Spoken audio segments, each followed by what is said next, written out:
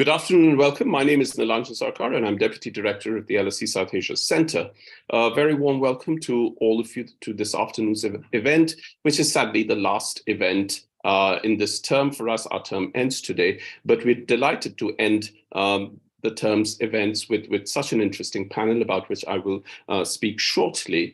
But a very, very warm welcome to all of you, to our panelists, our speakers. And I do want to say here that the event this afternoon has been conceived and curated by one of the speakers, Dr. Ratan Kumar Roy, who is Charles Wallace Bangladesh Trust Visiting Fellow at our center.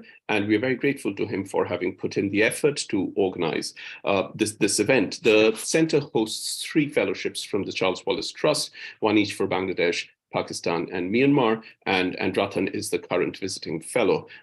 He came here in January and will be here for 3 months. What we are keen to do, I hope, and achieve in this afternoon's event is to draw attention to the role or power, as the case may be, of social media platforms like Facebook, like Twitter, like TikTok, and a variety of other things that have come up, some more successful than others, in becoming an opportunity for everyday common people to participate directly in politics at the local or at the national level, or need be at a higher and more wider level.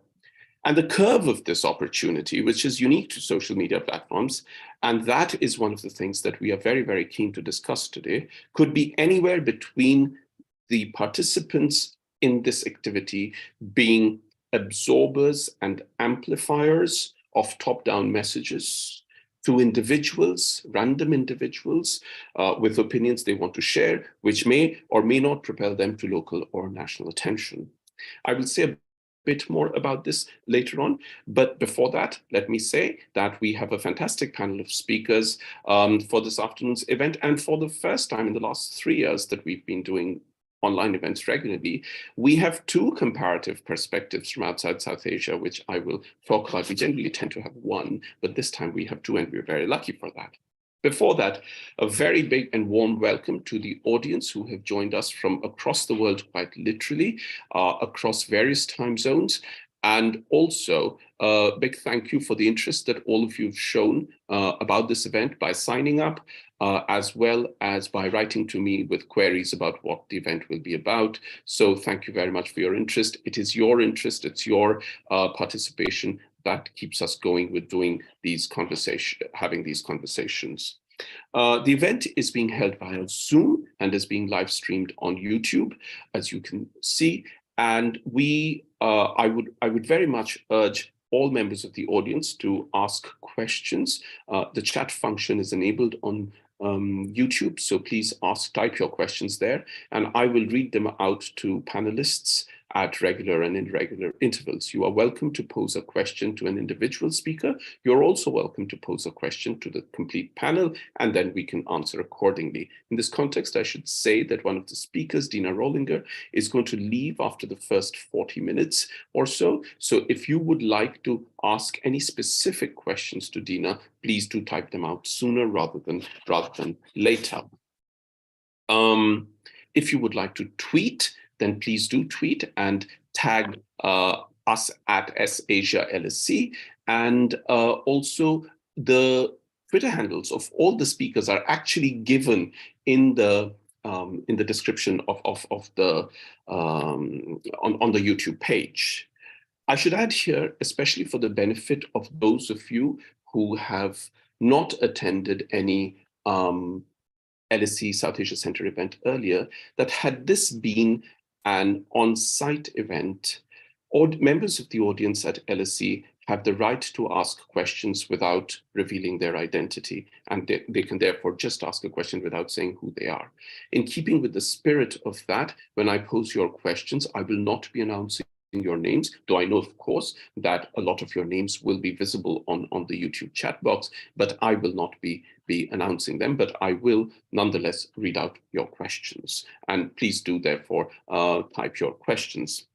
Now, as I mentioned briefly earlier, the event this afternoon focuses on the use of social media platforms for civic political activism.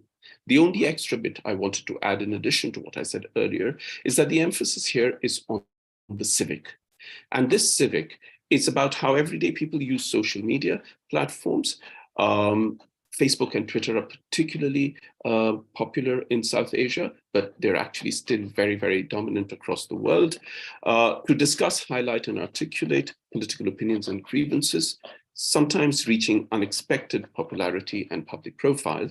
And crucial to this is the opportunity, the open-ended opportunity that social media platforms provide, the near universal access to anyone who's able to use, a smartphone or has access to the internet, to just virtually everyone.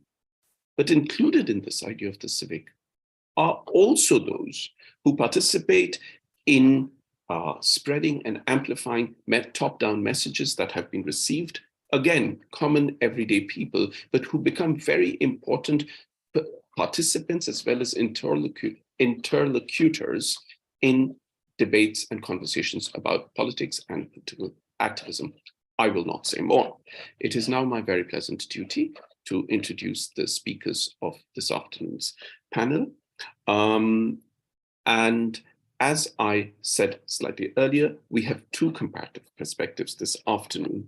The order in which I introduce the speakers is the order in which they will speak, with the caveat that since Deana is going to have to leave slightly earlier, we are going to have a break in the event to have a brief discussion with Deana before she leaves, and then we will continue with other speakers. And thus, once again, you are very much invited to ask your questions via the chat function of YouTube. So our first speaker is Deana Rohlinger, who is Professor of Sociology at Florida State University, is interested in mass media, political participation, and politics in the United States, and author most recently of New Media and Society. I do know that Deana is currently working on her next book, about which she will speak as well when she makes her remarks. Dr. Ratan Kumar Roy is Charles Wallace Bangladesh Trust Visiting Fellow at the LSE South Asia Centre here, and is Assistant Professor in the School of General Education at BRAC University in Dhaka in Bangladesh. Amongst several titles, he is author of Television in Bangladesh, News and Audiences, which was published in 2020, and is currently working on digitalisation, online activism, and civic politics in Bangladesh. Fatima Gaw is Doctorand in Media, Technology and Society at Northwestern University, specialising in algorithms, platforms and disinformation networks in the Philippines, and formerly was Assistant Professor at the University of the Philippines in Manila. Dr. Amogdhar Sharma is Departmental Lecturer in Development Studies at the Oxford Department of International Development, Queen Elizabeth House, the University of Oxford.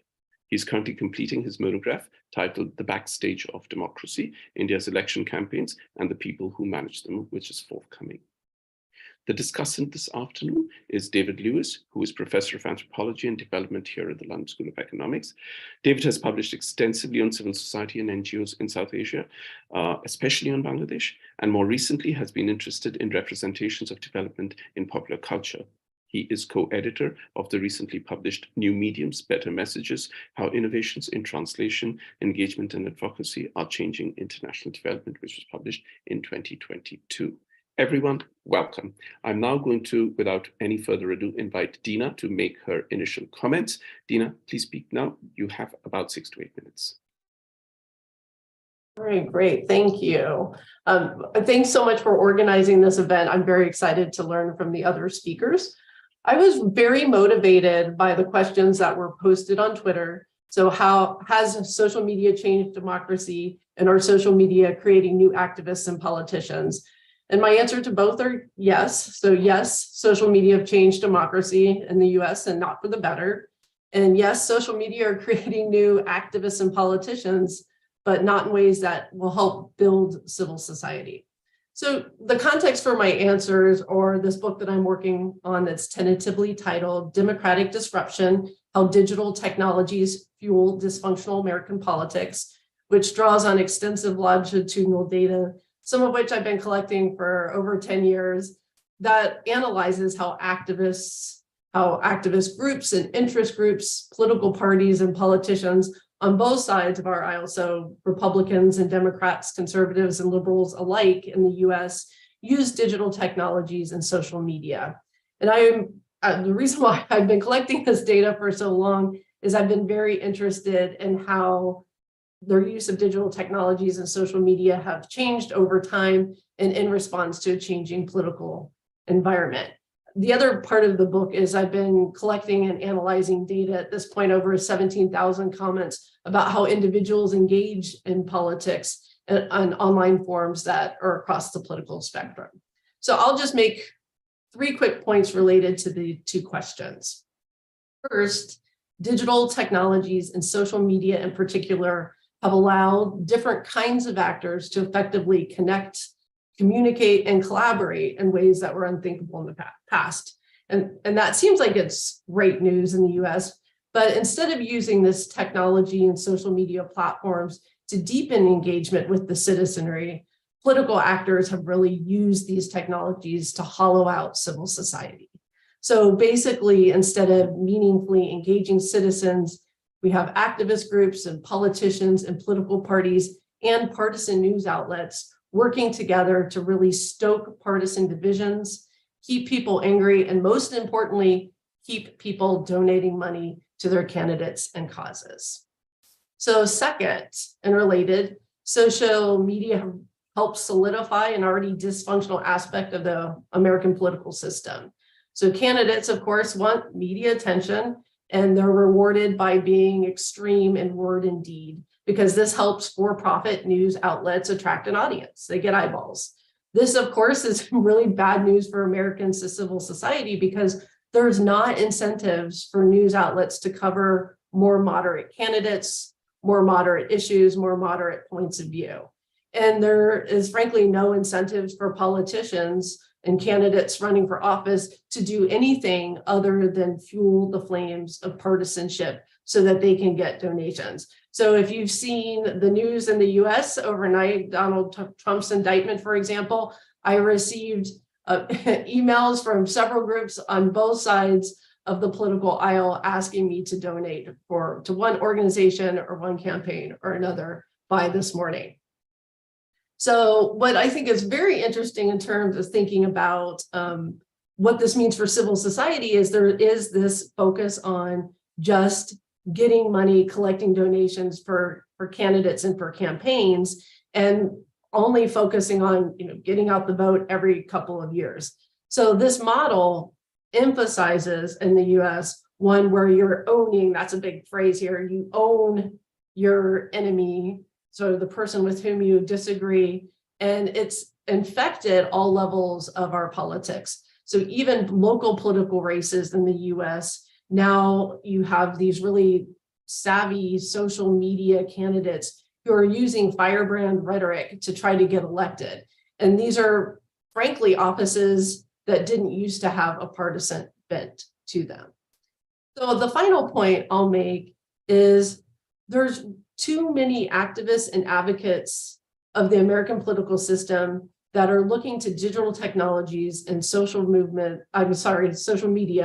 rather than face-to-face encounters to solve the country's problems. So all the problems that we're facing in terms of unhealthy civil society, distrust in political institutions, and just democratic institutions more generally, the solution seems to be let's have social media solve our problem.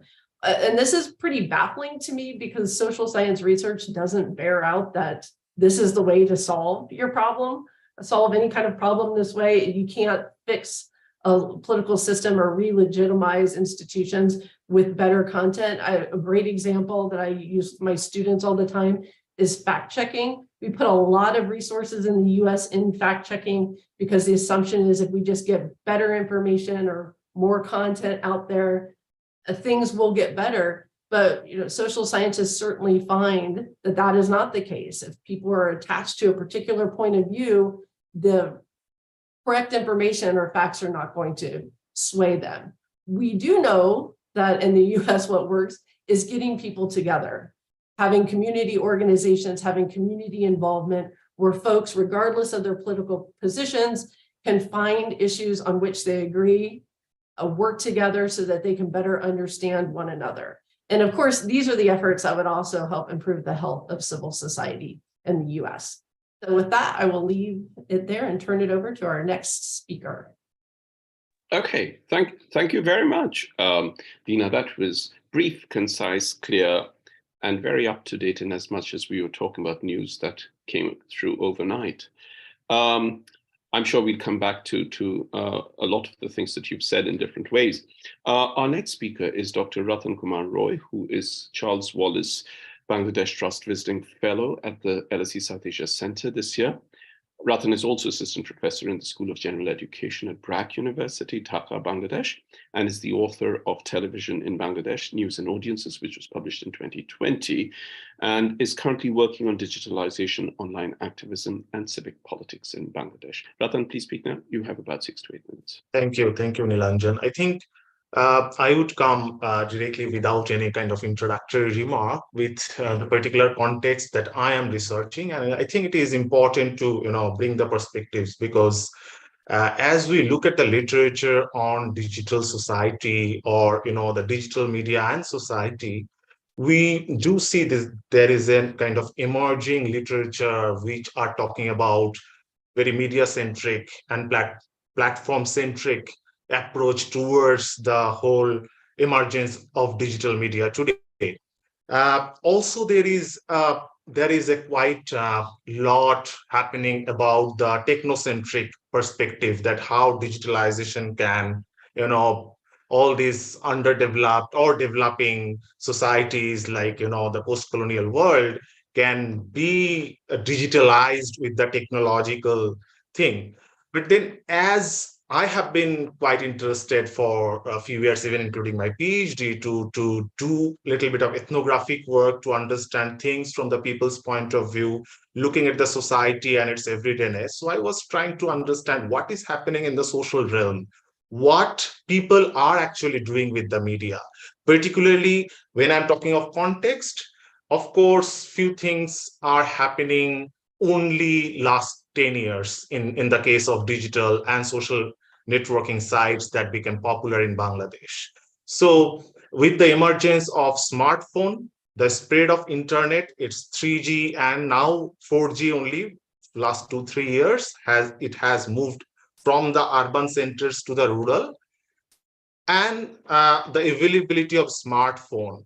So you see that, the internet availability, the smartphone accessibility to everyone, and the social networking sites, with these three things combined and becoming quite popular device to people, how people actually do different kind of politics, if not the politics in a very formal sense.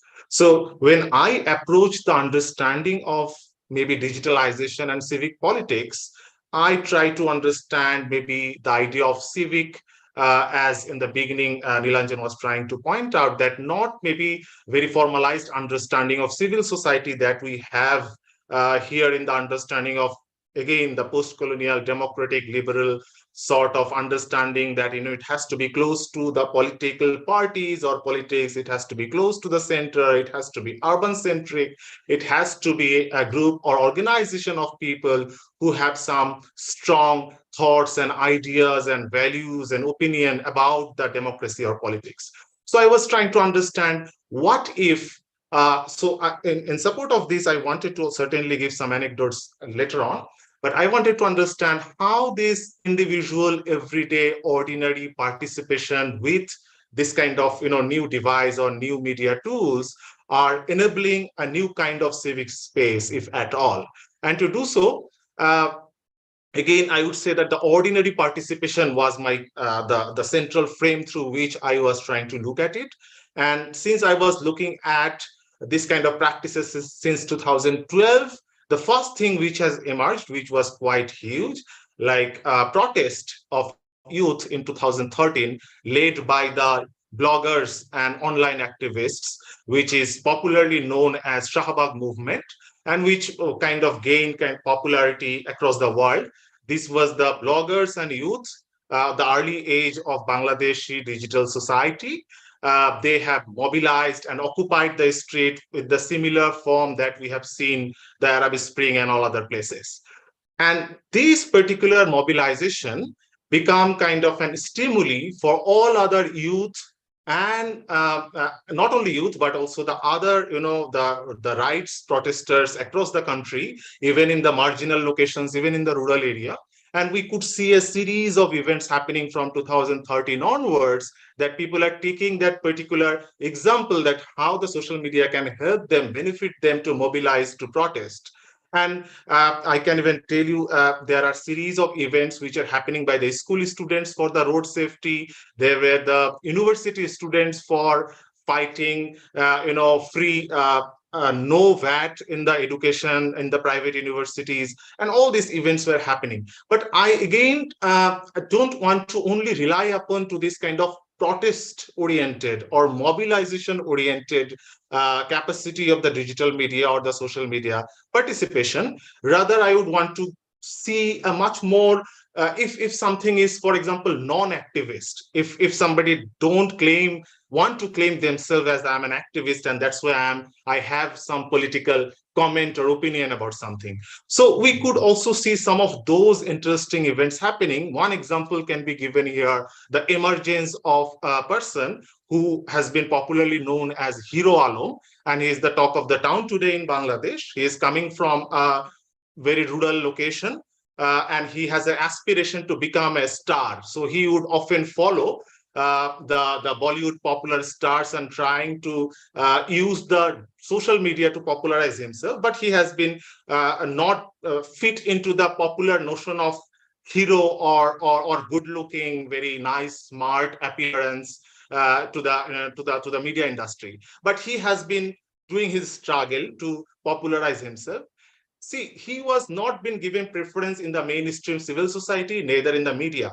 But the moment he started participating in the politics with and fighting election, now today he is part of a great political, kind of discussion and discourse. So again, the third point that finally I would make, and maybe I would end it here, that not Hero Alam, not the protest, but what happened when maybe an ordinary school student or ordinary farmer who has the social media today, as I have found out that the Facebook, TikTok, and YouTube, these three particular popular, of course, capitalist, of course, state can have the control in a huge way, but still in the context of Bangladesh, people, those participants believe that is enabling some sort of voice or some sort of a space through which they can express themselves. And through that, I want to still believe that in the current context of Bangladesh, I think if we take out the citizenship or civic, more than some sort of a duty-oriented citizenship or voting-oriented citizenship, it's kind of a self-actualizing citizenship, then maybe still I do see the power of social media and this kind of ordinary civic participation in making the politics more vibrant in the context of Bangladesh. Maybe I would end here and then later on come up with the discussion. Thank you. Great. Thank you very much, Ratan. That was fantastic. Self-actualizing citizenship. I think we will all have something to say or to think about that. I have quite a few questions, but David, I'm going to invite you now to start the discussion if you had, because we know that Deana is going to leave soon, and also an invitation once again to members of the audience if they would like to ask a question. Amog and Fatima, you're also welcome to join in the discussion, even though you haven't spoken as yet. But David, would you like to start? Yes, thank you very much, Ilanjan. And yeah, Deana, thank you for a really productive and incredibly concise and stimulating presentation. Lots of questions, but I think the one of them that struck me as interesting is, how did we kind of get it so wrong? Or how did we, it seems to me that there were all kinds of interesting expectations about how social media and digitalization would bring about positive democratic changes. And in fact, what we've got is what you're describing as democratic disruption and the amplification of dysfunctionality. So, you know, I thought I'd be interested in your comments on that. I mean, maybe people did see this coming, I don't know. But that then links into another issue that you raised, which is a return to localism the answer? Is the other types of sort of face-to-face encounters that you're talking about only possible if we step back from national and regional debates into much more localist agendas? And you know, in the UK, there's been a lot of talk, although not much action, around things like citizen assemblies and you know, very much a kind of local sort of face-to-face politics around issues like environment and climate or transport and planning and, you know, various things. So I had questions about that. And then I guess the third point really was just about this concept of civil society, which I've always been very interested in, but which I think has sort of faded a bit from view, in that people aren't so excited about the concept, or at least the concepts, because there are so many different ways of thinking about civil society. But I wondered whether you could say anything about how your work might lead us to think differently about this concept. Is it still useful? Should we start there, or should I also, you know, rattle through a few things? No. Deana, why don't you speak now, because we are short on time with you. Of course. For such provocative questions. Yeah, I mean, I spend a lot of time, well, I used to spend a lot of time thinking about how did we get it so wrong. And I'm teaching a graduate level course right now where we're talking about digital technologies in society. And I think there's a couple of reasons based on, you know, a lot of the reading that we've been doing. I think part of it is that technological solutionism. We were just so convinced that technology is how we can solve so many problems, and we failed to include social scientists and conversations about everything from social media platform construction to algorithm construction. And now we find ourselves sort of on our heels, trying to recover our balance and see if we can get some way back. Yeah, I mean, I would love to say that localism isn't the answer, but I don't, at least in the US, the incentive structure is so firmly stacked against average citizens, or it's stacked against the citizenry, that until we change the incentive structure, there's not going to be a response. Until candidates feel or notice that folks aren't sending them money when they're sending out these, you know, really on both sides, pretty offensive ways of raising money, until extreme outlets, partisan outlets, don't have as many viewers as they do, or have as many people engaging in their content, we're not going to see that kind of level of change. The last question, yeah, I mean, that one I haven't thought about. You're right. I mean, the term civil society goes in and out of practice. I think one of the reasons why I don't engage it as often is because it's defined so many ways, and I don't think it has meaning. So when I spend time talking to more general audiences, they don't know what you mean by that. And so I choose the word community, which I don't think is that different from civil society, thinking about communities and community action and community engagement. And so, yeah, I think, you know, academics, we'll spend lots of time debating the utility of the term and how we might think about it in the 21st century. But I think when we're doing things like this and we're engaging folks outside of academia, we want to translate it into the terms that will have meaning locally and globally. Thank you. Okay. Did anyone else want to come in with any question? I had something to ask, but Amog or Fatima, Ratan, did any of you want to ask anything? Okay. Let me just ask a question that's actually related to what David was saying, but it goes back to the third point that you made, which is in many ways the more despairing end of David's question, which is, where did we get it wrong?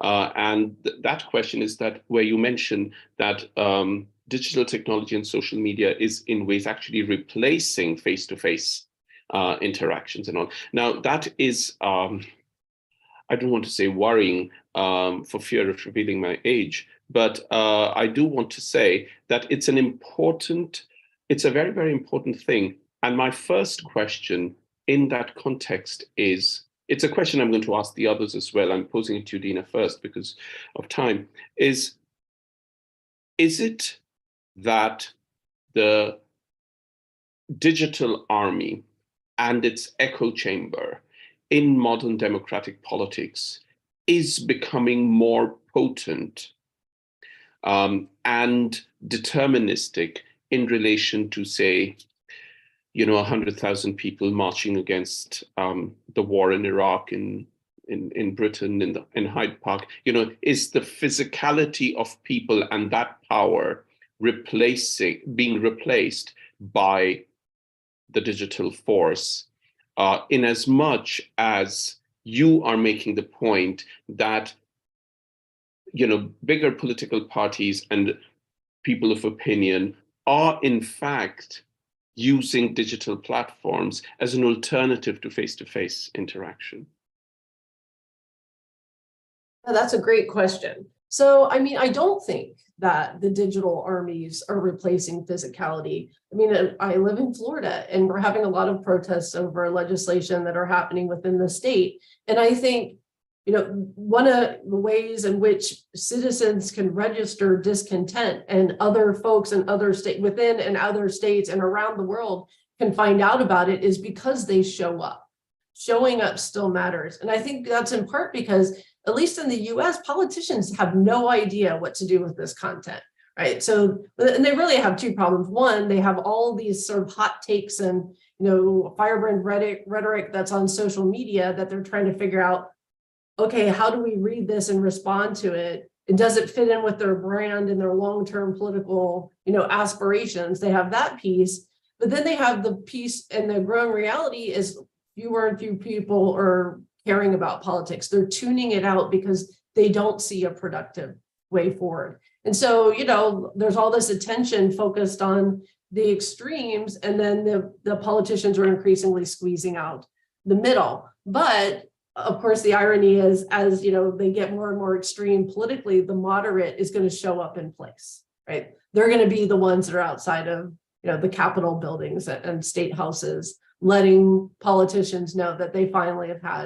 had enough. So I think physicality absolutely matters. May I ask Ratan a quick question? Yes, please do. Talking about the term activist, and that caught my attention because in the US, activist is a very politically loaded term. So activists are liberals. There's all characterizations. I've written about this where it's like they're dirty and they leave messes and all of this. And if you're a conservative, you're not an activist, you're simply an engaged citizen or a patriot. And so I was wondering, how does that, so it sounds like that's a label that people are not grabbing onto. Maybe it's a little reluctantly adopted. So I was wondering, could you tell me a little bit more about that? I think I get in this context what is happening with the with the becoming of this netizens. Everybody is trying to adapt and kind of taken for grantedness of those terminologies. Like everybody very proactively use social media. They, of course, it's politically loaded, but it doesn't unlike your case, it's like not in this party or that party. That can be environmental activist, educational activist, social activist, this and that, and also partisan activist, like this party or that party. So it is kind of that activist term has been taken from the real life to the virtual world, who is like the Facebook activist or online activist. This has become a mega term in the context of Bangladesh, and I think almost in other South Asian countries, not very different. Deana, if I could come in there, I mean, Nilanjan, could I come in there and ask a question? Yeah, go ahead. You don't have to ask. Ratan was really interesting, and I wonder whether I can turn that back onto you, Deana, to get your perspective on something in the US that I've noticed, which is the whole influencer economy, which has really come up on how social media interact with politics. And I'm wondering, as scholars, as a scholar who studies the US and social media there, I'm wondering, how do you even grapple and wrap your head around the fact that the space of what can be called digital activism so seamlessly blends with this sort of an entertainment-led influencer culture. And often you'll have people who will be, live streaming on Twitch, but then they'll start talking about politics and then they'll switch back to Twitch. So as scholars, how do we make sense of it? I wonder whether you can say something about that, and maybe there'll be people out there who are interested in that. That's an excellent point. And I think one of the things that we need to do better, honestly, as scholars, and I'll give a shout out to my two of my students, Kyle Rose and Sarah Warren. We just published an open access paper that looks at Twitter, and we look at influencers and political influencers in particular. I think that we haven't done a good job of, one, like you said, tracking these different forms, because they're hard. Studying Twitch is hard. It is. It's hard to be on all the forums or figure out what forums are going to be relevant and when. So I think that there's a forum problem, but then there's also a problem where we're focusing only on the folks that have the most followers or get the most retweets. And one of the things that we do in that paper is we certainly focus on, who's talking about the 2020 presidential election and the need to audit states like Arizona and see if there was fraud that occurred, which it did not. But this was a big debate. Twitter got rid of some of the accounts. And one of the things that we looked at is who changed in terms of who was tweeting. But the thing that we argue we need to look at is, like, not only those retweets and the real famous politicians, but the people that are going on and tweeting, spending, I don't know, hours. How long does it take you to send like 200 tweets a day? I mean, there are people that are doing this and they're spreading conspiracy theories and misinformation, and we're not well capturing those. So I think you're totally onto something. We need to figure out how to better study things other than Twitter, especially if Twitter is not going to be relevant for much longer, right? And we need to figure out being closed down anyway. Right, and we need to figure out how do we capture who matters and when. Okay, great. I know Deana has to leave in 3 or 4 minutes. David, did you want to come in? Yeah, I wanted to come in and ask Ratan a question, actually, which I hope that's okay. But I was interested in your point about smartphones and their rapid expansion in the last few years. And when I was in Bangladesh recently, I remember talking to some people who were talking about how everyone is now carrying these incredibly powerful digital tools, but only a tiny, proportion of their power has yet been activated, because actually people are using them for very sort of basic things still. But there's all this potential. And this is, to go back to the techno-optimism problem that Deana also mentioned, it's now attracting huge excitement around how these can be unleashed, into all kinds of productive sort of political and also sort of social and economic purposes, with all of these startups and social enterprises and all this kind of stuff. But I just wondered what you thought about that. And is the unlocking of this incredible digital power that's just around the corner going to create, a kind of dystopian politics, or is it going to, is there some justification in part of the techno-optimist view that's out there? Just to quickly say that, if we want to capture the present, the moment. Okay, Deana has, okay. So, one point I want to add in this point, this moment, like, I think what I am trying to capture, like, how we see the present moment, like the 10 years of Bangladesh. Of course, frankly speaking, lots of the context which is happening in terms of digital, particularly in terms of platform economy across the world, cannot be contextualized in the case of Bangladesh. You cannot, because that sort of things have not happened yet, because the platform itself is figuring out how to actually, become more popular. So that's one thing. Second, which is more important to me, is the control regulations surrounding the digital.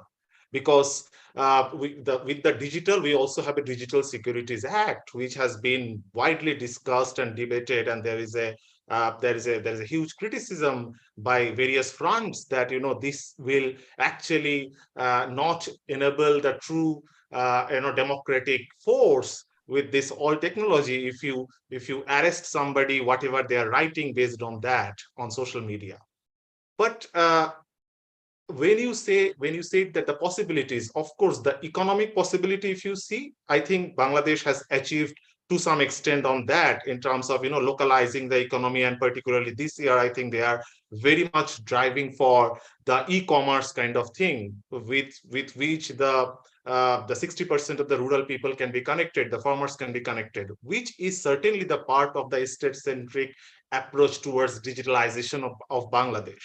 But when you look at the politics of it, of course, there is a dominant understanding that with this kind of DSA or Digital Securities Act, the dissents are going to be muzzled and you will not have a space to say what you want to say.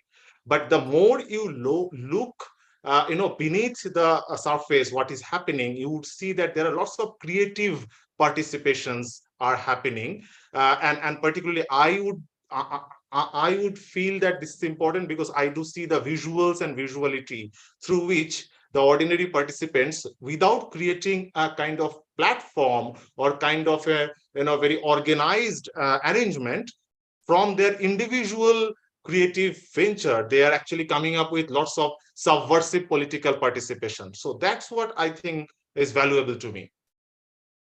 Okay, thank you very much. Shall we go back and now invite our next speaker to speak? But thank you very much. Also, for the benefit of the audience, Deana Rohlinger had to leave early because she has to be at another event. So that was something that we had announced at the beginning. We have one question from a member of the audience, which is for specifically for South Asia, which I will pose once all the speakers have spoken. But once again, to everyone who's watching, please, if you would like to pose a question, please do type it in the chat box of the YouTube. Our next speaker is Fatima Gaw, who is Doctorand in Media, Technology and Society at Northwestern University, specializing in algorithms, platforms, and disinformation networks in the Philippines. And Fatima was formerly assistant professor at the University of the Philippines in Manila. Fatima, please speak now. You have about 6 to 8 minutes. Thank you so much for inviting me here. I think the Philippines is a good point of comparison for South Asia because of our long colonial history.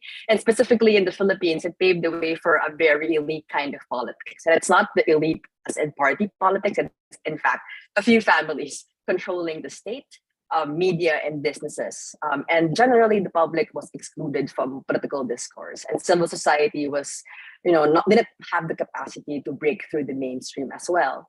The exception was in 1986, and a bit of a historical context where the historic people power revolution ousted the dictator Ferdinand Marcos Sr. So he ruled the Philippines for 20 years, with corruption and impunity. And there was no social media back then, so it was like a very traditional collective action. In 2022, just last year, the son of the dictator was elected president in the Philippines, only after 36 years of the collapse of his father's regime. So a very recent, memory, but still, ultimately people forgot what happened and they elected the same family back to power. The difference now is that we have social media. And the Philippines is quite a prolific social media country. We're like the top social media user in the world for 6 years in a row. So we're really a big market for social media. And that mediated deliberation and mobilization through social media have been both in favor and against the Marcoses. So civic participation arguably enabled the comeback of this, elite family. And simultaneously, civic participation have attempted and still attempting to make the Marcoses accountable for their crimes. So the first case I want to bring up is that these non-elite actors, such as influencers, bloggers, and content creators that Ratan has mentioned, similar to Bangladesh, have been complicit to helping the Marcoses whitewash the violent and corrupt history of their father's legacy. So they operate as commentators, but they're not the political pundits on television, but they have the perspective, the position, and the language of ordinary citizens. So they make them relatable and accessible to people. And with the very populist, messaging, they always say we're ordinary people, and the elites have purportedly against have worked against the Marcoses, and we the people represent the true, public opinion. And these non-elite actors configure their online content that ride on the visibility of elite actors, such as politicians and media. So they create this content like react and commentary videos in response to like contemporary issues, and the algorithm on YouTube actually allows them to be visible together with these elite actors as well. On one hand, they also make themselves visible by driving hyper engagement with their audiences. If you're a politician and there are like YouTube comments, you won't reply to them, but as these non-elite actors really want to leverage the platform, they really engage everybody, and the audiences really felt seen by having that kind of level of engagement. They also are very adept at gaming the vernaculars of the platform. They use the right keywords, the tags, and the algorithms. So in essence, what happens is they become at par in terms of visibility with elite actors, even if they're non-elite in their position. And when you look for information, for example, about the Marcoses and the history on YouTube, 8 out of 10 content that appear on the search results are in fact from these bloggers. They're not historians, they're not political scientists, but they have that relatable and accessible knowledge that people find resonant to them. And I'd rather watch a YouTube video than read a history book, right? And an environment of increasing distrust in media in the Philippines, and even academia is very much detached from the people. These non-elite actors translate and become the organizer of civic discourse, of course notwithstanding that they have deceptive claims and manipulative strategies. And it is through social media where they amass their influence despite their non-elite status, sort of creating a new category of social media elites, if we are to argue in that way, in their own right. But of course, we have to look at the other side as well. It is also through social media that people are able to resist this historical disinformation advanced by the Marcoses and exercise their dissent against the rise. So we also, in my own research, we also have documented like an anti-commemorative event. So of course, there's historical disinformation, and the Congress in the Philippines have basically put into law that Marcos Sr. is not a dictator, he's a hero, he should be celebrated, basically obscuring all his crimes and atrocities. And users on Twitter, it was back in 2020, organized their counter commemoration. So when the state is actually erasing history as it happens, people online, the civic participation online actually is organizing their own counter commemoration, celebrating Marcos not as a hero or anything, not a respectable persona, but as a thief. So they call the celebration Day of the Thieves, basically. And while the Marcos family has been romanticizing, their father's legacy and scrubbing the proof of, historical information, and now that his son is in office, we expect history books to somehow be revised as well. What users are doing online in terms of like civic action is surfacing and curating documents and evidence to help the public, quote unquote, never forget the dictatorship of the Marcoses, and extension, what's the danger of having the Marcoses regain their political power. So what's interesting about this civic action, it's not the normal, protest and whatnot. It's quite subversive. The way they do this counter commemoration is to dishonor the Marcoses, defacing their photos, curating evidence of their corruption, and mocking him as like the greatest thief of all time. So while there are, of course, political personalities, journalists, academics who joined this online protest and this yearly anti-commemoration, the conversations was primarily initiated and sustained by ordinary users on Twitter. So without social media, this would not have been possible. And I argue that this is not necessarily collective action. In our own research, we call it connective action, because people are participating in this online mobilization, not as sharing a political identity, but just people with different interests. But the thing that's keeping them together is this singular hashtag they're able to participate in any way without forcing them to go to the streets or do something high involvement. But at the same time, it's like a step forward doing so.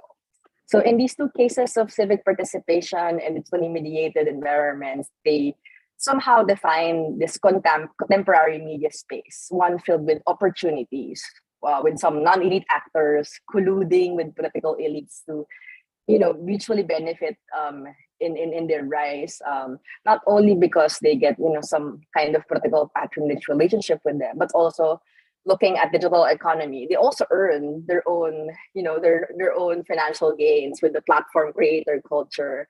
And at the same time, ordinary users are also using social media to initiate connective action using the tools of the internet. So it's two things happening at the same time, and I think we have to grapple with the idea that it'll always be actors who would leverage the internet structure to maintain their political power, and people will always resist it. Thank you very much, Fatima. That was very interesting, very concise, and yes, a very good comparative perspective for South Asia. May I now invite our last speaker on the panel, Dr. Amogdhar Sharma, who is Departmental Lecturer in Development Studies at the Oxford Department of International Development, Queen Elizabeth House, University of Oxford. Amog is currently completing his monograph titled The Backstage of Democracy, India's Election Campaigns and the People Who Manage Them. Amog, please speak now. You have about 6 to 8 minutes. Thank you, Nilanjan, for inviting me to be part of this panel. I thought I could begin my comments by really picking up on the very provocative question that David posed to Deana, which is, how did we get it so wrong? And we as, of course, academics, but also people who have in different ways engaged with these different countries that we're living in. And I thought I could begin by sharing the fact that my own research started roughly a decade back, around in the year 2013. And this was the time when I was studying social media in India, when the heady optimism of the Arab Spring was very much still in the air, which had just happened 2 years back. And this was really the big bang movement for techno-utopianists everywhere. Within academia, there were so many scholars who were looking at the question that how can social media impact the question of collective action and free riding, which has been so historically central to our understanding of civil society, activism, any sort of collective action. And my own thinking in that moment, and of course I was by no means alone, but my own thinking in that moment, which was evolving, was that perhaps we needed to move away from questions of regime transition, the shift from authoritarian regimes to democracies and how social media may or may not impact that, to asking a question about what were the subjectivities, the political culture, and the social imaginaries that social media was playing upon. So when I started my fieldwork, initial round of fieldwork, which then of course expanded, that was in the aftermath of the 2014 general election in India, which, as many of you would know and remember, was branded as India's first social media election. Subsequently, in 2019, it was called India's first WhatsApp election, and in the Q&A, we can perhaps problematize these terms a bit more. And my focus was on to understand how was it that the BJP and the wider Sangh Parivar was using social media as a tool of mobilization, but how ordinary actors were actually coming to the fore without some sort of elite control. And at that time, many of you again would remember that the term Internet Hindus was quite popular. This was initially suggested as a term of, as a disparaging term, but it was actually reclaimed by the people who were quite proud of their belief in Hindutva as an ideology and support for Narendra Modi as Prime Minister and the BJP. And what I was finding was that by changing the scale at which we were analyzing the effect of social media, from understanding regime change to understanding individual subjectivities, we could really understand that this was not about some inherent democratic properties of the medium, but rather there were certain affordances, certain properties in the medium that often could easily lend itself to authoritarian ethos. Because one's accessibility and visibility was so tied to likes, downvotes, retweets, collecting followers, there was something that it incentivized a way of behaving and branding yourself that had actually more in common with authoritarian populism than actually some sort of democratic regime change. And I think a lot of us who were working on this from this angle of social media were subsequently proven right, when disinformation is the term that becomes so popular in academia and also in everyday understanding. I should hasten to add that I don't think by any stretch of imagination that digital activism in India is simply authoritarian in nature, or it's simply somehow pro-BJP. I think they're both pro-democratic and anti-democratic tendencies, and I think it's important to remember that one of the earliest examples of successful online activism that I can think of was something that pops up as early as 2009. And this was actually something that rose in opposition to Hindutva. This was in 2009 when a right-wing group called Ram Sene in South India, led by a man called Pramod Muthalik, had started attacking women and who were supposedly going to clubs in Mangalore. And in response to this really violent and egregious act, we had a group of women come together and launch a Facebook group, and they quite provocatively called themselves the consortium of forward, loose, and pub-going women, again, reclaiming a certain identity. And they organized a series of events to sort of launch their criticism against Ram Sene and Pramod Mutalek. And of course, in recent years, one can think of examples such as the protests against the farm bills, protests against the Citizenship Amendment Act and NRC, CA-NRC, which have had an offline component, which is so important, but a substantial component of that was also online in these digital spaces. I think the question that interests me in all of this is that what is then the relationship between online activism and what we might quite bluntly call the offline world of democratic politics? And in both academia and I think in everyday conversations, there tend to be two responses to understanding and parsing what is the relationship. On the one hand, there's a tendency to fetishize digital activism as some sort of vox populi. Within India, there's a tradition, there's been a long tradition of non-party politics, that there should be a space of politics that's outside of elections, that's outside of formal political parties. And often there's a temptation to place digital activism in that genealogy of non-party politics, which has been so active since the late 70s. Equally, there's a perverse and completely opposite response, which sees online activism as some sort of grand political conspiracy, and the argument here runs that somehow political parties are either directly or indirectly controlling what appears often as genuine civic activism, which appears to be grassroots, but actually it's being stage managed behind the scenes. Within the case of Hindu nationalism and the pro-BJP tweets and Facebook space that we see online, there's often the claim that BJP pays these people 10 rupees to tweet in its favor. This is often a caricature that is thrown around. And I think neither of these two extremes of understanding the relationship between online activism and offline politics really captures the reality. My own argument, this is something where my own research comes in, my argument is that digital activism of the sort that we see in India today has been driven by a shift in the political culture of a very specific part of the population, which is the urbanizing middle-class citizens. It is the political shift and the political cultural shift in this population. And I think the fact that they're urban middle-class citizens is an important one, because we can't paper over the fact that there's still a digital divide in India, and digital activism is not equally accessible to all people, right? So the structural class and status position of the people who are doing this activism matters very much. And I think the reason why political culture matters is that over the last decade and a half, exactly at the time when internet facilities have been expanding and penetrating in India, this is also the time when the Indian middle class has developed a great degree of apprehension and distrust towards party politics. This is something that pops up in rich ethnographic work. It is also something that pops up in quantitative survey data, that increasingly within this class of the citizenry, there's a distrust of the electoral process, whether it's in terms of going out to vote or wanting to join a political party.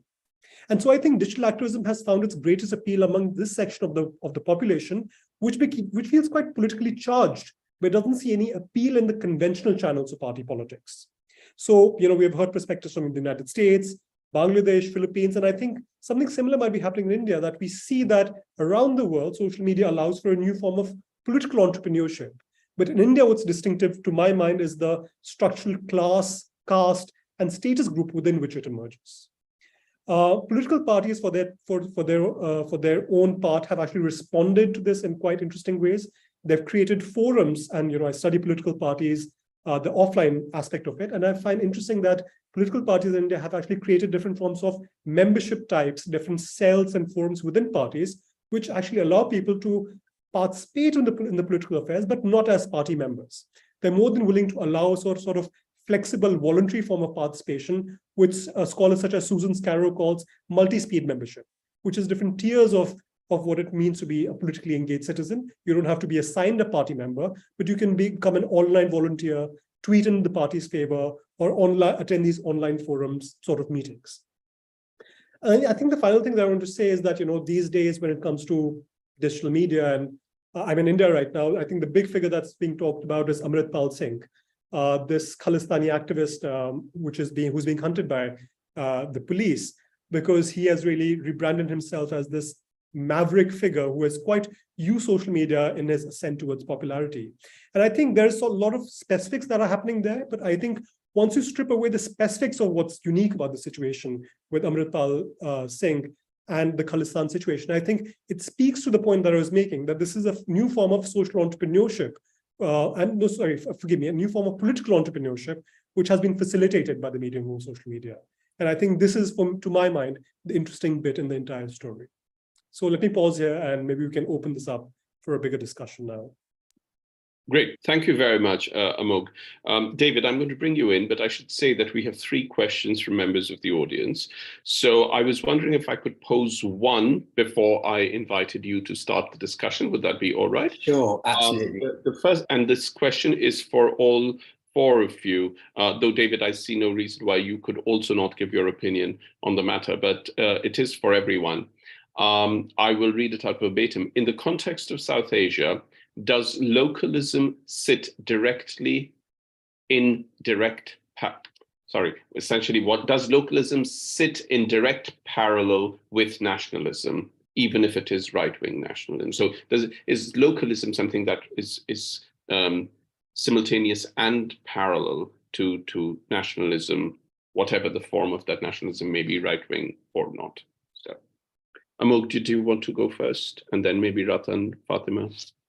That's an interesting question, and one I think I haven't explored in my research currently, but I think keeping my ear to the ground and looking at what's happening in India currently, I think this is a very pertinent question, and I think speaks to the point about the upsurge that one sees in favor of Khalistan in Punjab today. It speaks to that point, that of course there's historically, as scholars, and I include myself in it, that for the last 10 years, I think we've been focusing on right-wing, national level sort of politics that digital media has enabled in India.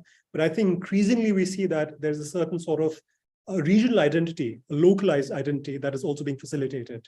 Some of you who might be on Twitter might have seen that recently there was a controversy that low caste, a family of low caste Dalits in South India were not admitted entry into a cinema. And of course, that in the last few days has given up to opened up a larger conversation about what does that identity mean in the digital sphere. And one has seen a lot of activism around that, about boycotting the cinema where this entry was not permitted. So I think increasingly one sees localized identity and a sense of localized pride also playing out in the digital sphere.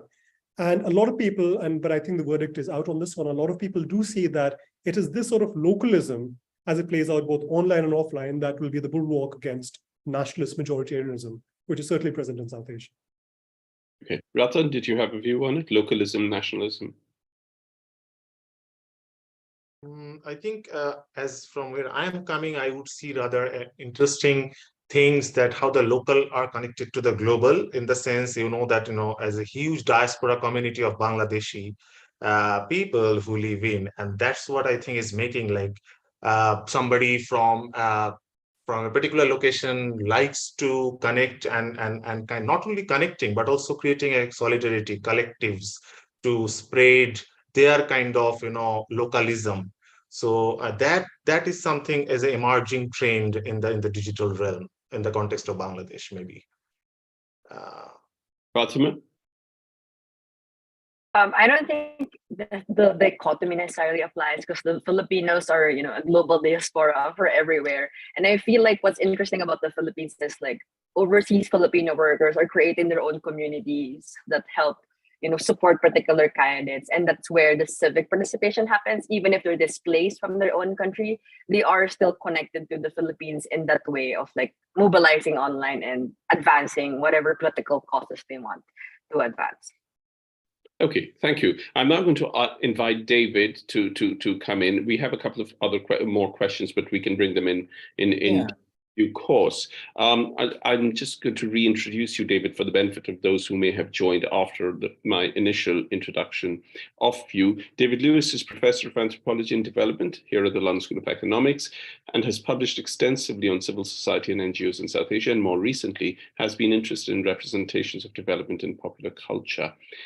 He is co-editor of the recently published New Mediums, Better Messages, How Innovations in Translation, Engagement and Advocacy Are Changing International Development, which was published in 2022. David.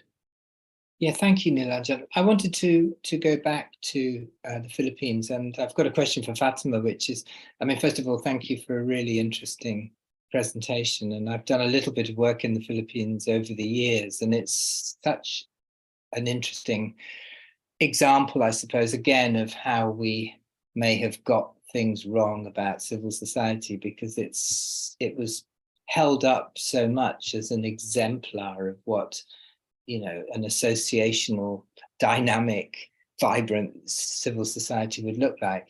But I guess my question to you was, I wondered if you could tell us a little bit more about how the state is responding to these counter or non-commemoration online activists. I found that a really fascinating idea because it speaks to the battles over history, really, that are informing these issues. And I really liked your connective rather than collective action as well. But are there ways in which that connective action might transform into collective action, and how is the state responding to this kind of connective action? Thanks for the question, David. I think we have to set in context first that the state is the initiated first that whitewashing of memory. So the dictator Marcos Sr., for the longest time, his mummified body was in Ilocos, northern part of the Philippines. And it was during the time of the former president Rodrigo Duterte, which are allies with the Marcos family. They buried him in the cemetery of heroes, basically proclaiming the state believes that a former president, even if he's a dictator, deserves to be, buried in this cemetery of heroes. And there was all this legislation, commemorating him, making him look like basically obfuscating, the crimes of his dictatorship back 40 years ago from now. I think that's the first context that we need to establish. The state initiated this, and the counter, commemoration that's happening online is in fact in response of that.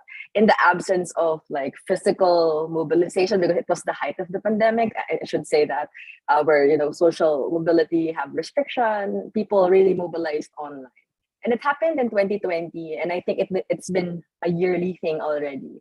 And I think what the state is trying to, it's more of they didn't even acknowledge it. I guess that's the key thing here, because I think from their point of view, we're the more powerful entity here. Structurally, we can change history books, we can change government documents. So it's the civil or the civic participation online is getting their hands on anything that's not yet scrubbed from the internet, not yet scrubbed from documents, and that's what's happening now. And I think just to balance the optimism and the pessimism around this, the problem with the counter commemoration online, it's very fleeting. It will be happening a day, and then there's really no website to curate all of it. There's no necessary documentation of the event. People are reporting on it trending topics, and the media's reporting on the anti-commemoration that's happening online, but there's no real receptacle of all these evidence that they were able to collect. And now that the son of a dictator is in power, I think that's the erasure of history is happening on a institutional level already. And that's, I think, what exactly you said. There's the tension between public memory and institutional history that's being, forced into each other. And I think that this is where, since I think the anti-commemoration happened on Twitter, civil society stepped in. They actually are now, realizing we need to step in because there's no state. Even historians are blaming themselves for not protecting history as it is. Civil society is now building digital museums and other commemorative, more permanent commemorative events that would connect these online mobilization. So I think there is that, I guess, effectiveness of these online mobilizations, except that it has to be hand in hand with what's happening offline as well. David, do you want to come in again? We have a few questions, but why don't you go ahead and then... I don't want to take up too much time, but I have a question for Amok as well. Sure, please go ahead. There's so much stuff here to discuss. We could probably easily go on for much longer, but I really liked your presentation too, Amok. Thank you. And I'm really persuaded by your analysis around the need to focus not on regime change, but on individual subjectivities and the way those have changed. And I think your point about this having to look to the shift in these new or evolving or growing middle classes, urban middle classes, is absolutely right. And I think as, social scientists, I think, well, particularly in my field in, development, ignoring the middle classes and understanding how they think and how they see things is, has been a problem in many contexts. But I wondered if you could say a little bit more about, what you see as driving the shift in subjectivities amongst these new middle classes. Why have they come? What are the factors driving this increasing distrust in electoral politics that you've highlighted in the last 10 years? And what is the social media role? Is it reflecting this change and there are other things driving it, or is it sort of compounding and driving these changes? Thank you for that, David. I think I just want to begin by agreeing with you that I think there are both conceptual challenges and methodological challenges in studying the middle class as a status group. How does one do an ethnography of the middle class? And a lot of rich stuff can come out. And we've had scholars who have done that. But of course, I think increasingly it remains a challenge, both methodologically and conceptually. But I think that's also where the excitement has been for me in different ways. On the point about what's driving it, I think what we see from the 90s onwards is that the middle class in India, especially the urbanizing, upwardly mobile ones, which have overwhelmingly been drawn from the forward caste in the case of India, I think there was a twinfold suspicion about mainstream politics. And by mainstream politics, I mean electoral politics and political parties as the primary institution. First of which was the resurgence of the lower caste. This is something that Christoph Raffno calls the silent revolution. And there was increased feeling that with the rise to power of the lower caste in mainstream politics, representationally, forward caste felt crowded out. And there was also a shift in their social imaginary, where they no longer felt that politics was a moral vocation. Increasingly, there's this casteist way of thinking about politics as to corrupt, to criminal. The second thing where I think the data is slightly more objective is that increasingly we do see that there are barriers of money and muscle power to enter into Indian politics. And here again, we see that there is a suspicion on part of this class of Indian citizens that they don't have the right financial capital or other forms of muscular capital to succeed in politics. Hence, it's what they can leverage is their expertise on technology, over words, and over fashioning themselves as a way of building a political image for themselves. So I think it's the twin combination of these two factors, their perceptions on what they think one needs to succeed in politics. I think we should be clear that Indian politics still is a very casteist space, and upper caste have a lot of privilege that they can already wield in Indian politics. So a lot of this privilege and a lot of this perception is misplaced on their part. But nonetheless, I think it's quite interesting that with a lot of interlocutors I speak, this is the justification that they give, why they feel that this more flexible form of politics, of which digital media is one aspect. There are other things which I explore in my book. I think this is one of the reasons that I find persuasive from their perspective. Thank you very much, Amog. I'm going to take two questions now from the audience. One is for all members of the panel. The other one, Amog, is particularly for you, though others are welcome to speak. If I could request all of you to keep your answers brief so we can take more questions. There are more questions as well. So the one that is especially for you, Amog, is how is technology transforming the nature of political communication within the Indian political parties? That's the question for you. The question that is for the complete panel is, how do we understand civil societies acting on social media platforms, fostering uncertainties and truncating meanings of ordinariness, in turn distancing ordinary masses from what they know? I'll read the second question a second time, okay? How do we understand civil societies acting on social media platforms, fostering uncertainties and truncating meanings of ordinariness, in turn distancing ordinary masses from what they know? Amog, why don't you go first, answer the question that was for you, and then answer this one as well, and then we'll go around. David, do you want to come in? Yeah, just to say, it would be incredibly helpful if you could just paste that last question into the chat so we can have it in front of us. It was it was worded in a very complicated way. Yeah, we'll do that. Yeah, okay. Amog, why don't you answer the other question? Start with the first one. The second one is a bit of a mouthful, so I'll take my time to reflect on that. How is the changing technology affecting practices of political communication and how's that changing political parties. I think there's a lot to be said here, but in the interest of keeping my comments brief, I'll say one biggest thing that I think I worry about when I see the transformation of political parties is that it's creating a greater degree of representational blockage in Indian political parties and making them far more elite-driven and oligarchic.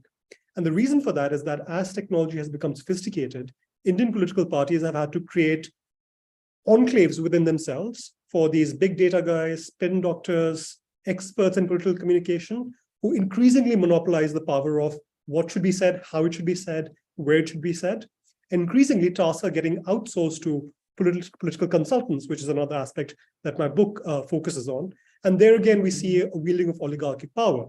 Now, we need to be clear that political parties in India have never really been inherently democratic. They've been on the intra-party democracy in India's political parties has been declining since the 80s, right? So there's no golden age of party democracy in India.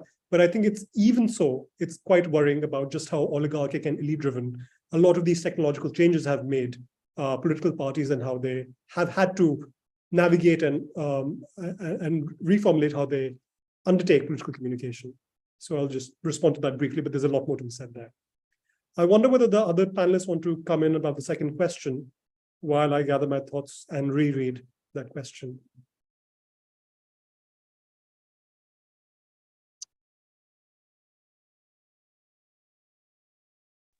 So sorry, I've just pasted the question for the benefit of all of you, and my apologies for that echo because I was doing it. I was using YouTube on the laptop. But as you can see, the question, I'll read it out again, is how do we understand civil societies acting on social media platforms, fostering uncertainties and truncating meanings of ordinariness, in turn distancing ordinary masses from what they know? Who wants to go first? Fatima? Quickly, I just wanted to say that, firstly, this whole ordinariness is a very problematic category to deal with and when we talk about South Asia. Secondly, again, that brings back to the question, I think this question we have dealt, that how do we actually approach civil societies? I think, David, you have been working in Bangladesh. You know that how the popular understanding of civil society has been constructed. But then I think I would go to the last bit of this question, that the distancing the ordinary masses. Now this again, firstly ordinary, then masses. So how do you define masses? But then if we take it for granted again, I would say that, and it goes back actually to my own ethnographic work among the audiences, that, always what is being represented by the popular media, if in this case it is social media, Amog can come up with that how the right-wing Hindu politics are projecting certain things. But the moment I think you will see it from the from an ethnographic point of view, people have a certain kind of antenna to understand and keep what they will be what way they will be understanding it. So it is not always the same way, maybe either civil society or a propaganda politics or a mainstream media, the way they are projecting certain things. Of course, there is a hype being created of certain things at a certain point of time, and we tend to believe that maybe all the ordinary masses are moved by that particular thing. Of course, a huge number of people get moved by it, but the more you will engage, I think you will see that they all have taken certain things, and there is a new ways of meaning making at the recipient's end. Particularly, I would be interested to look at that, and I would think that not always what ordinary masses, quote unquote, get to know are always driven and dictated by this kind of popular practice. There are still something in their own life world which they try to make meaning out of. Okay, Fatima? Okay, let me jump in. I think if I were to pick up from the conversations we're having, I think we shouldn't homogenize civil society as, for example, the new civil actors that we mentioned, like influencers and creators. I think they're a separate, breed of actors altogether. In fact, they're so gray in their interlocution. They're not part of like the civil society definition as we know traditionally. And I think that's the reference to they are truncating ordinariness. I think that what's interesting about all these, the new breed of actors I'm talking about is that in the context of, the public being alienated with academia, with media, with politicians. Increasingly, these new actors become the more accessible and relatable gateway to politics. They don't talk about politics that's not accessible to people. It's all of a sudden people feel like I can actually comment about this because they're using the same language, they're using the same references, they're using the same experiences to refer to political problems. So it's like bringing down this big P politics to everyday politics, and that's what makes them really resonant to the public. And I think that in many sense, while they claim to be ordinary, yes, they are ordinary because they're not part of the elite. But at the same time, they are neither ordinary too. They're like in that gray area, in the spectrum of the ordinary people and the regular people, and Twitter and on social media, on YouTube, and those people that are part of organizations in the elite. So I think that we have to rethink our own categories too of how to label these new actors, because ultimately, even in a sense, they act as mediators between the public and the elite, and that's what their role is. And ultimately, at the same time, the accountabilities, because of their gray area, is also blurred and obscured. Sure. Amok? Yeah, I thought I could respond to the, I'm in agreement with what Ratan and Fatima said, but I thought I could respond to this point by perhaps drawing upon an example that I can think of in the Indian case, which is often the language that is mobilizes does not often play with the term ordinary. And I think in the Indian case, that might be because we have a party called the Aam Aadmi Party, and Aam Aadmi translates as ordinary man. So I think there's a reason perhaps why social media activists have perhaps not latched on to ordinary Aam Aadmi too much in recent years. Instead, I think what I remember happening quite prominently is that in the lead up to the 2014 general election, when Narendra Modi was making his big pitch for prime minister, is that one remembers seeing these Facebook pages and Twitter handles come up, which will often call themselves as the angry Indian, the frustrated Indian, the true Indian, or the Indian speaks. And what we see here is a different version of ordinariness being mobilized, which then, as the question says, truncates the meaning of ordinariness, or what the average frustrated Indian is really frustrated about. And what these pages were doing was that often they were getting patronage from leaders within the BJP to put forward content that was pro-BJP and anti the UPA coalition, which was in power at that time. So at that time, what one sees is that this language of an typical average Indian who's being frustrated by the corruption of that supposedly the UPA years represented was then speaking out on social media platforms. So often I have to say, what this question makes me think about is that often the term that is mobilized is not ordinary. It often gets couched and gets hidden behind different sorts of other terms of averageness, other forms of representational politics, which then does truncate meanings in different ways. Okay, thank you. We have about 10 minutes, less than 10 minutes, and we have two questions. One is for everyone. And David, I'd also like to hear what you have to say. It's not directly related to what we're discussing, but it is a policy question.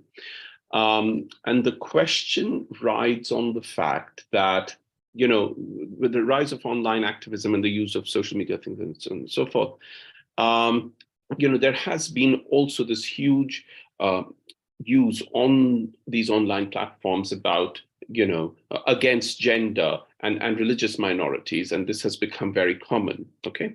The question is this: does the present scholarship, I assume academic scholarship, look at this, which is, this thing against gender minorities, religious minorities, look at this from the policy lens to make this space safer for vulnerable communities? Is that part of the academic engagement with all of you who are studying digital media, social media platforms, et cetera, et cetera?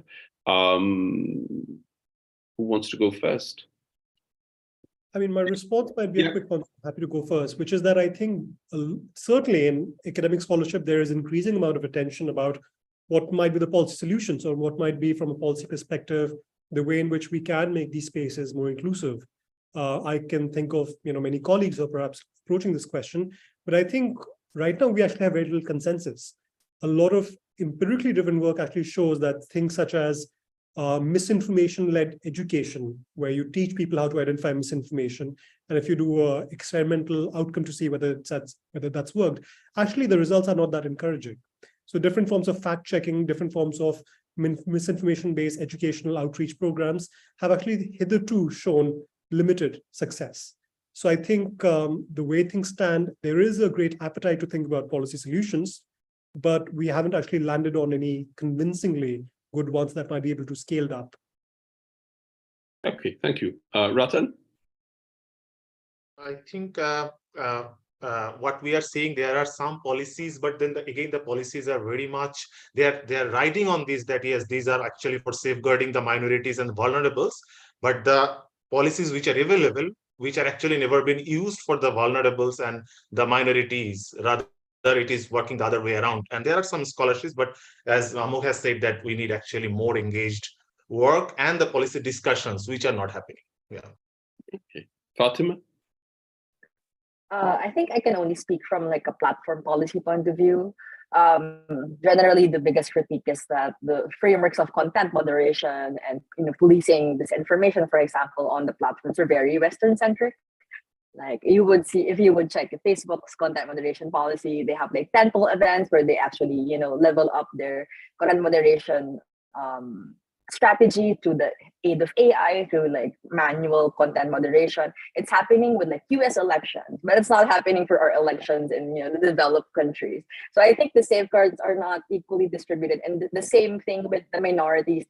The harms of this information is differentiated as well. I don't think the nuance is there in these levels of policy.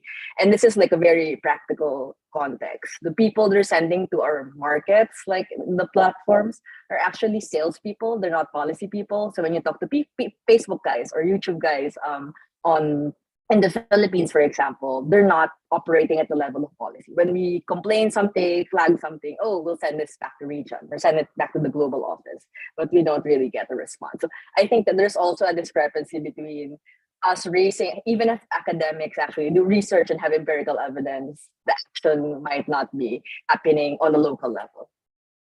I completely agree. There's a complete double standard in how the global south is often, the content from the global south is moderated by these platforms. Absolutely. Yeah, but I mean, I could also say the reverse, simply because I've myself been a victim of it on my Facebook page, is about how universal applications of what constitutes acceptable and not acceptable, in this instance, vulgar, can be so completely misleading. I had gone to an exhibition at the Natural History Museum here in London and put up some photographs taken by Sebastião Salgado of people living in the Amazonian forest. And because the photographs, there were a few photographs that were not aligned with Facebook's ideas of decency. I was sent notices and it was blocked. Which I understand, but the universals are as complicated and non-nuanced as the need to have a more sensitized thing. But yes, David, you must have a word on policy.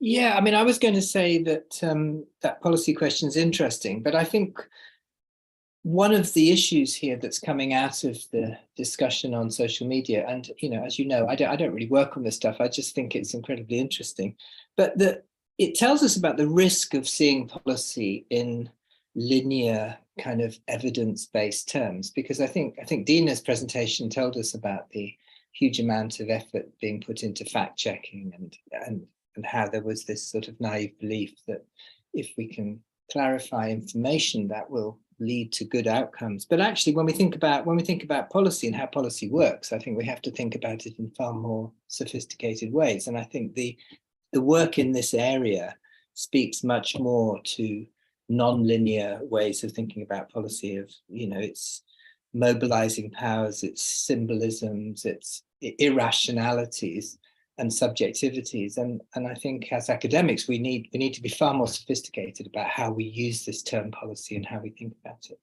On the other question, just if I've got 30 seconds, I thought that was interesting, the question about and the discussion about ordinariness. And I think it just made me think that actually what we're looking at here is constructions, sort of contestations over constructions of ordinariness, and what social media seems to be facilitating is the constructions of ordinariness that are being fitted into populist agendas and into authoritarian agendas, and the idea of ordinariness being defined in opposition to elites, but actually, it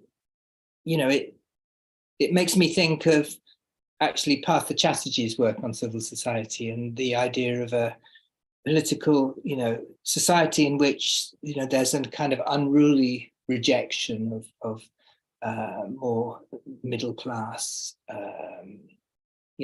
collegial forms of civil society. So perhaps, some of those ideas have new life in relation to our themes today. Okay, thank you. We are getting to the end of our time, but we have one last question. Amog, it is for you. If you could keep your answer brief, please. This is about political consultancies, with which you deal with as well. Do you think their role, that is the role of political consultancies, escalated the scale of social media presence of the parties, political parties, considering the focus these firms place on their social media verticals, which are extremely active and therefore are able to shape the public opinion in a different manner now in this digital era? Essentially, political consultancies, that their commercial outfits, their verticals, and how it then impacts. Yeah, briefly. So, keeping it very short, I think it's often hard to think in terms of counterfactuals, but I think if you imagine a world in which political consultants wouldn't have become as expansive as they have in India's election campaigns, I think social media would have still transformed party politics in a significant way. And I think I say this is because when I do fieldwork with a lot of political consultants, often not all of these firms offer social media-based services. A lot of them actually working just on the ground, dealing with offline campaigns. So I think for that reason and many others, I think even in a counterfactual world without political consultants, we would still see an emphasis on social media the way it's currently playing out. Okay, great. Thank you very much. I'm afraid as David said, we could just go on and on and on about this, but unfortunately we must draw a line under this. So thank you very much, all of you, our speakers, Amog and Fatima and Ratan and David and Deana, who spoke first and has gone away. I say this every time we end an online event, that if there's anything good that has come out of the pandemic, it is that we've all become technologically savvy and are able to do this. We cannot do this with people's spread out all over the world, and yet we are able to have these kinds of very, very interesting conversations. A very big thank you to our audience members as well, who've been watching through the term, so many of our events, but today's event as well. The event this afternoon marks the end of our events for Lent term. We'll be back in the summer term on the 2nd of May, so please do come back and visit our webpage of the center at that time. But for the moment, thank you, everyone.